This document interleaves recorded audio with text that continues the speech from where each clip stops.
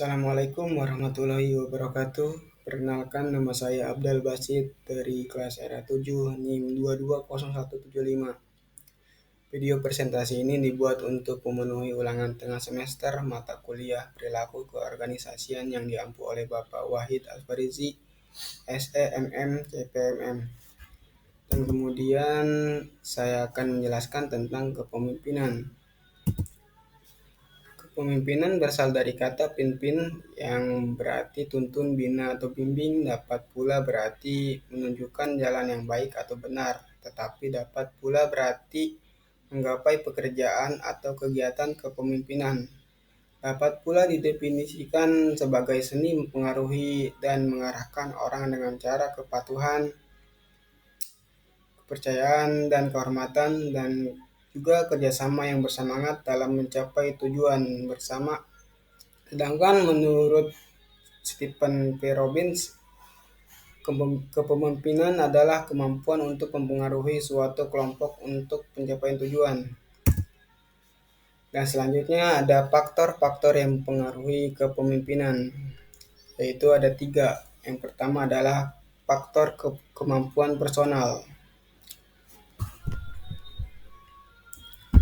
Kemampuan personal adalah kombinasi antara potensi sejak pemimpin dilahirkan ke dunia sebagai manusia dan faktor pendidikan yang ia dapatkan.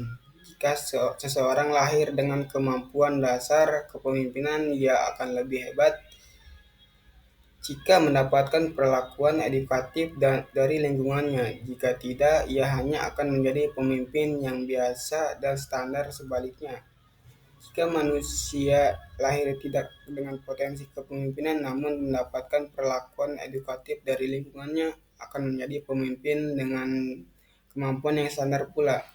Dengan demikian, antara potensi bawaan dan perlakuan edukatif lingkungan adalah 2 hal yang tidak terpisahkan, yang sangat menentukan hebatnya seorang pemimpin. Yang kedua adalah faktor jabatan. Jabatan adalah struktur kekuasaan yang pemimpin duduki. Jabatan tidak dapat dihindari, terlebih dalam kehidupan modern saat ini. Semuanya seakan terstrukturifasi. 2 orang mempunyai kemampuan kepemimpinan yang sama, tetapi satu mempunyai jabatan dan yang lainnya tidak, maka akan kalah pengaruh. Sama-sama mempunyai jabatan tetapi tingkatannya tidak sama, akan mempunyai pengaruh yang berbeda. Yang ketiga adalah faktor situasi dan kondisi. Situasi adalah kondisi yang melingkupi perilaku kepemimpinan. Di saat situasi tidak menentu dan kacau, akan lebih efektif jika hadir seorang pemimpin yang karismatik. Jika kebutuhan organisasi adalah sulit untuk maju karena anggota organisasi yang tidak berkepribadian progresif, maka perlu pemimpin transformasional. Jika identitas yang akan dicitrakan organisasi adalah legalitas, maka kehadiran pemimpin yang mempunyai kemampuan kepemimpinan spiritual adalah hal yang sangat signifikan. Begitulah situasi berbicara, ia juga memilah dan memilih kemampuan para pemimpin. Dan selanjutnya macam-macam kepemimpinan, yaitu ada 3. Yang pertama adalah gaya kepemimpinan otoriter. Gaya kepemimpinan ini menempatkan kekuasaan pada seseorang atau di tangan sekelompok kecil orang yang disebut atasan atau orang yang kedudukannya sebagai pihak penguasa. Adapun sejumlah orang yang dipimpin, jumlahnya lebih banyak yang disebut bawahannya, yang kedudukannya tidak lebih daripada kehendak atau keputusan atasannya. Di dalam kepemimpinan otoriter ini, pihak atasan atau pihak yang berkedudukan sebagai penguasa adalah penentu yang tidak dapat dibantah, dan orang lain harus tunduk pada kekuasaannya dengan mempergunakan ancaman dan hukuman sebagai alat dalam menjalankan kepemimpinannya. Yang kedua ada gaya kepemimpinan laissez-faire. Gaya kepemimpinan ini pada dasarnya tidak melaksanakan kegiatan dengan cara apapun. Pemimpin dalam hal ini cuman berkedudukan sebagai simbol karena realitas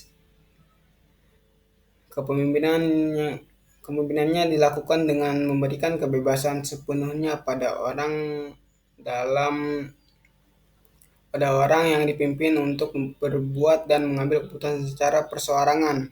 Pemimpin dalam menjalankan tugas kepemimpinannya hanya berfungsi sebagai penasehat dengan memberikan kesempatan bertanya bila mana dirasa perlu. Yang ketiga, gaya kepemimpinan demokratis. Gaya kepemimpinan ini menempatkan manusia sebagai faktor utama dan terpenting. Pemimpin memandang orang lain sebagai subjek yang memiliki sifat-sifat manusiawi seperti dirinya. Setiap orang hargai dan hormati sebagai manusia yang yang memiliki kemampuan, kehendak, pikiran, minat, perhatian, dan pendapat dan lain-lain yang berbeda antara yang satu dengan orang lain. Oleh karena itu,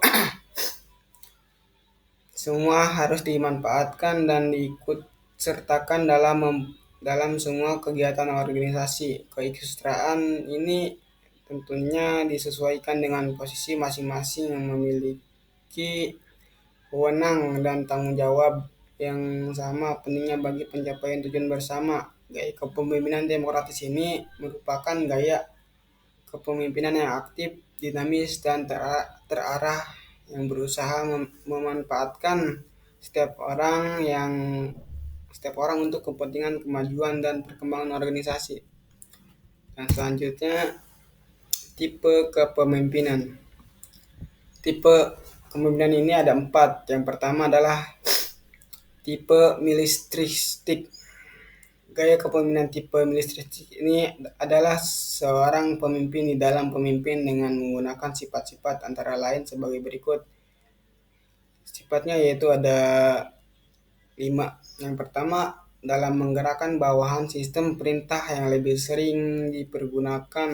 Sifat yang kedua, senang bergantung pada pangkat dan jabatannya. Sifat yang ketiga, senang pada formalitas yang berlebihan. Dan yang keempat, menuntut disiplin yang tinggi dan kaku dari bawahan. Yang kelima adalah sukar menerima kritik dari bawahan. Dan yang kedua, tipe paternalistik. Gaya kepemimpinan tipe paternalistik ini adalah seorang pemimpin di dalam memimpin dengan menggunakan sifat-sifat sebagai berikut, yaitu ada 5.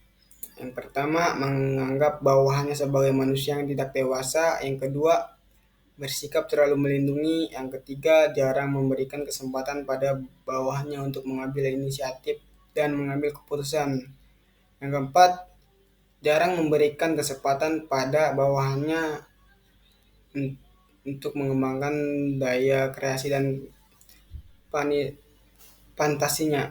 Yang kelima adalah sering bersikap maha tahu.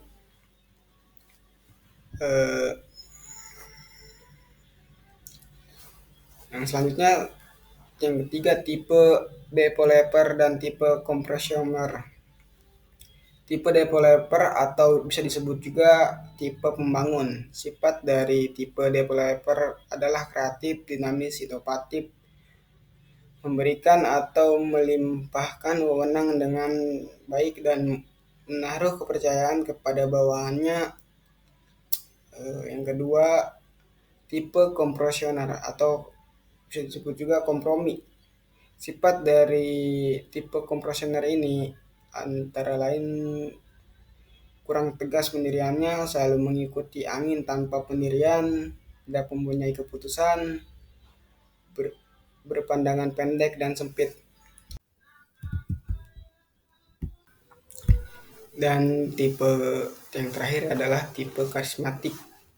Pemimpin yang karismatik mempunyai daya tarik yang amat besar dan pada umumnya mempunyai pengikut yang jumlahnya sangat besar.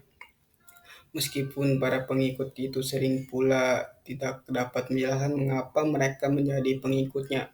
Sementara itu Susilo Martoyo menyebutkan ada tipe kepemimpinan, yaitu yang pertama, tipe pribadi didasarkan pada kontak pribadi secara langsung dengan bawahannya.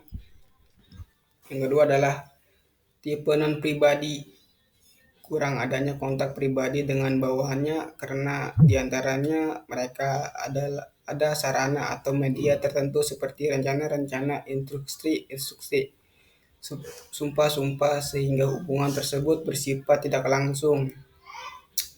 Yang ketiga, tipe otoriter. Kepemimpinan merupakan hak pribadi dan berpendapat bahwa ia dapat menentukan apa saja dalam organisasi. Yang keempat, tipe demokratis. Menitik beratkan kepada partisipasi kelompok dengan memanfaatkan pandangan-pandangan atau pendapat kelompok. Yang kelima, tipe paternalistik, cenderung terlalu kebapaan sehingga sangat memikirkan keinginan dan kesejahteraan anak buahnya, terlalu melindungi dan membimbing. Yang keenam adalah tipe indigenous, timbul dalam organisasi kemasyarakatan yang bersifat informal seperti perkumpulan-perkumpulan sepak bola, sekolah, dan sebagainya, di mana interaksi antara seorang dalam organisasi tersebut ditentukan oleh sifat dan pembawaan pemimpin. Dan selanjutnya ada kesimpulan. Baik, saya akan menyimpulkan materi kepemimpinan. Kepemimpinan adalah kemampuan untuk mempengaruhi dan mengarahkan orang-orang menuju pencapaian tujuan bersama. Ini melibatkan seni dalam memotivasi, memandu, dan memimpin orang yang lain dengan kepatuhan, kepercayaan, dan kerjasama. Ada berbagai faktor yang mempengaruhi kemunculan kepemimpinan, termasuk faktor biologis, agama, kekuatan, status sosial, ekonomi, dan keahlian profesional seseorang. Ada beberapa tipe kepemimpinan yang menjalankan gaya dan pendekatan yang berbeda dalam pemimpin, seperti kepemimpinan otoriter, pembinaan, afiliasi, partisipatif, legislatif, karismatik, dan traksional. Setiap tipe memiliki karakteristik sendirinya dan dapat digunakan dalam konteks yang berbeda tergantung pada situasi dan kebutuhan. Dengan memahami pengertian faktor-faktor dan tipe-tipe kepemimpinan, seseorang dapat mengembangkan keterampilan kepemimpinan yang efektif dan adaptif dalam berbagai situasi dan lingkungan. Selesai sudah video presentasi, saya akhiri dengan wassalamualaikum warahmatullahi wabarakatuh.